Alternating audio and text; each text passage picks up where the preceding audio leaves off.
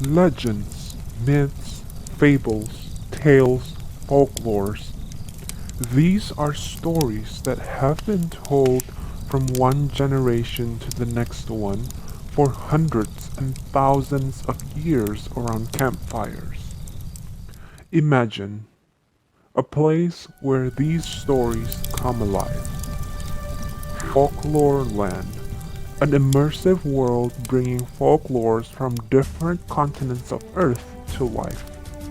From the lush, mysterious jungle of South America, to the vast, majestic Mississippi River, to the remote, exotic archipelago of Indonesia.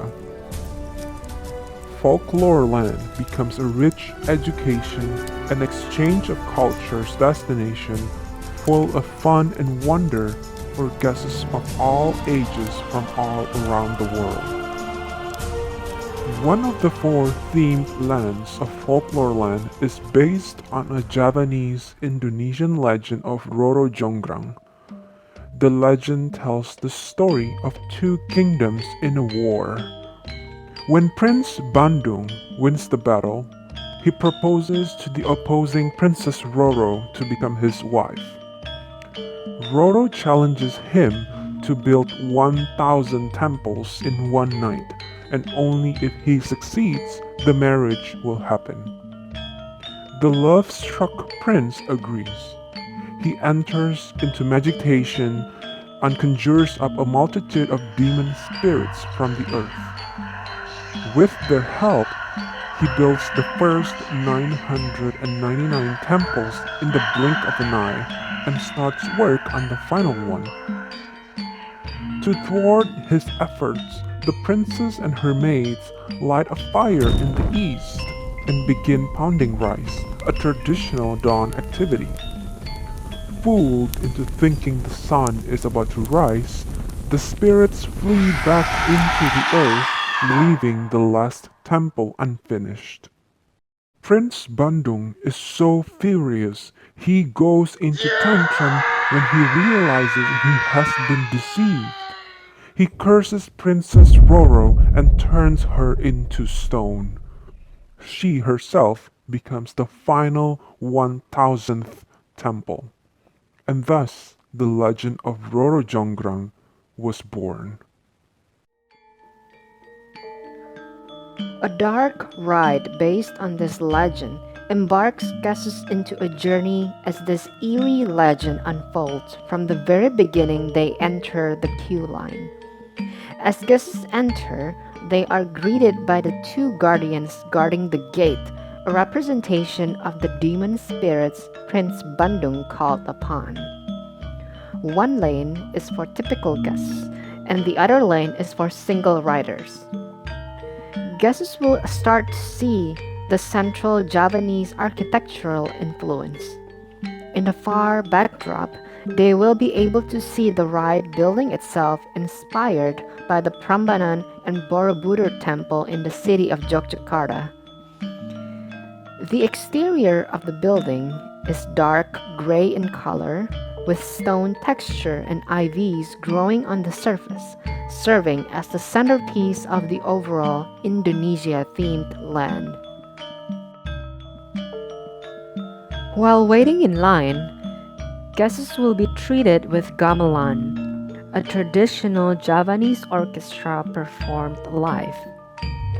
The open-air pavilion where guests are queuing under is lavishly decorated and embellished with Javanese patterns, set props and objects, and vernacular Javanese architecture.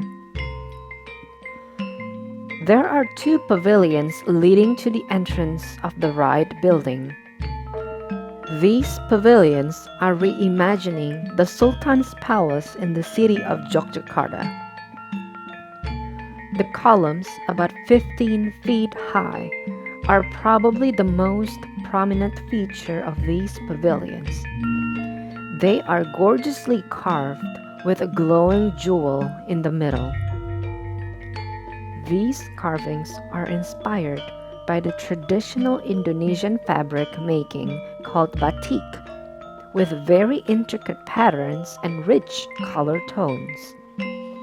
At the second pavilion, a dividing partition decorated lavishly with giant gongs and organic shapes as its crown will continue to delight guests as they get closer to entering the ride building. Surrounding these outdoor queue lines are temple ruins and tropical floras native to Indonesia, which all serve as a smooth transition to the ride building. The front facade of the building is not necessarily a hard, full height wall. The front facade consists of columns that are about 30 feet tall to keep the openness atmosphere brought in from the outside. The interior and exterior boundaries are blurred, creating an even more immersive experience for the guests. Once they arrive, they will be faced with a carved stone wall visually telling the legend of Roro Jonggrang. This wall carving method is called a relief, an ancient form of storytelling often inscribed onto walls of temples to record historic events of the past. The main revelation of the legend happens in the center of this overall queue line. A giant-sized miniature model of both kingdoms, complete with real flowing river, are displayed as guests walk on elevated platforms. Combined with projections and sound effects, this miniature model becomes a small attraction itself. The kingdom's elders, in the form of animatronic, narrate a background story of these two kingdoms to guests. It is important for guests to know the backstory of both kingdoms before they actually get to the right vehicle and the main bulk of the legend unfolds. The music changes to a more mysterious yet adventurous mood as guests are nearing the boarding platform of the vehicle. The ride starts by showing the battle scene of both kingdoms. It then proceeds to Prince Bandung's proposal to Princess Roro, in which she challenges him to build the 1,000 temples. The third scene shows Prince Bandung calling on the demon spirits as they try to finish all 1,000 temples in one night. The fourth scene shows Princess Roro and her maids tricking Bandung by lighting a fire on the east and begin pounding rice. With the crowing of the roosters of the fake sunrise, the demon spirits flee back into earth, failing to finish the last 1,000th temple. The last scene shows Prince Bandung getting furious as he curses Princess Roro into stone. Guests then exit the vehicle only to find an eerie view of Princess Roro embedded into the stone temple wall, thus telling guests that they are actually inside the 1,000th temple.